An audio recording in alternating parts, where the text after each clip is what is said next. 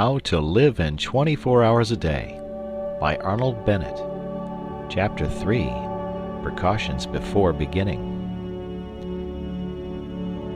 Now that I have succeeded, if succeeded I have, in persuading you to admit to yourself that you are constantly haunted by a suppressed dissatisfaction with your own arrangement of your daily life, and that the primal cause of that inconvenient dissatisfaction is the feeling that you are, every day, leaving undone something which you would like to do, and which indeed you are always hoping to do when you have more time.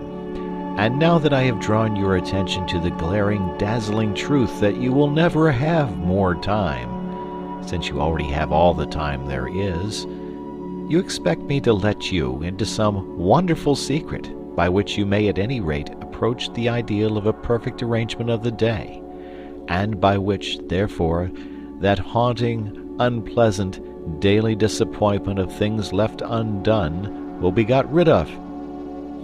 I have found no such wonderful secret, nor do I expect to find it, nor do I expect that anyone else will ever find it. It is undiscovered. When you first began to gather my drift, perhaps there was a resurrection of hope in your breast. Perhaps you said to yourself, "This man will show me an easy, unfatiguing way of doing what I have so long in vain wished to do." Alas, no. The fact is that there is no easy way, no royal road. The path to Mecca is extremely hard and stony, and the worst of it is that you never quite get there after all.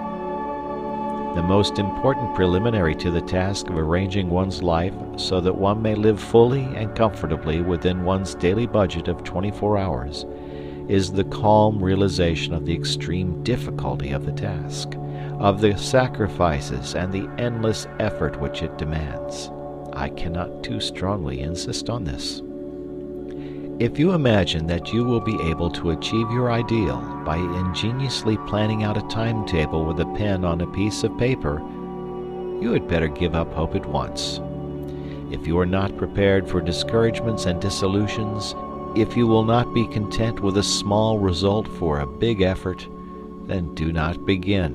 Lie down again and resume the uneasy doze which you call your existence. It is very sad, is it not? Very depressing and somber. And yet I think it is rather fine, too, this necessity for the tense bracing of the will before anything worth doing can be done. I rather like it myself. I feel it to be the chief thing that differentiates me from the cat by the fire. Well, you say, assume that I am braced for the battle. Assume that I have carefully weighed and comprehended your ponderous remarks. How do I begin? Dear sir, you simply begin. There is no magic method of beginning. If a man standing on the edge of a swimming bath and wanting to jump into the cold water should ask you, "How do I begin to jump?" you would merely reply, "Just jump. Take hold of your nerves and jump." As I have previously said, the chief beauty about the constant supply of time is that you cannot waste it in advance. The next year, the next day, the next hour are lying ready for you, as perfect, as unspoilt, as if you had never wasted or misapplied a single moment in all your career, which fact is very gratifying and reassuring. You can turn over a new leaf every hour if you choose. Therefore, no object is served in waiting till next week, or even until tomorrow. You may fancy that the water will be warmer next week. It won't. It will be colder.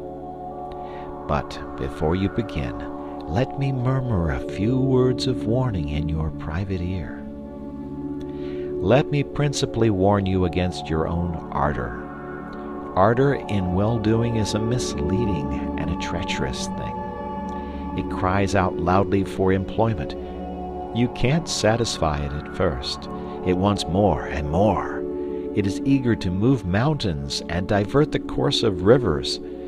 It isn't content till it perspires.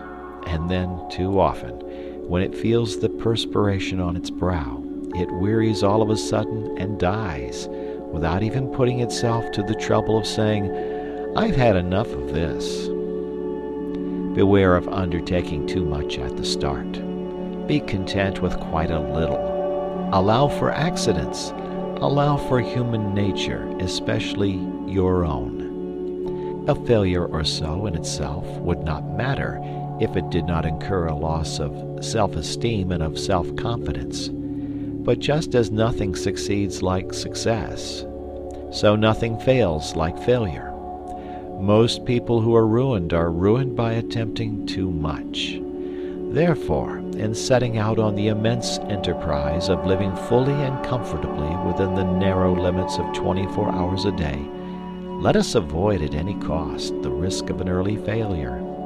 I will not agree that, in this business at any rate, a glorious failure is better than a petty success. I am all for the petty success. A glorious failure leads to nothing. A petty success may lead to a success that is not petty. So let us begin to examine the budget of the day's time. You say your day is already full to overflowing. How? You actually spend in earning your livelihood how much? 7 hours on the average? And in actual sleep, 7? I will add 2 hours and be generous. And I will defy you to account to me on the spur of the moment for the other 8 hours. End of chapter.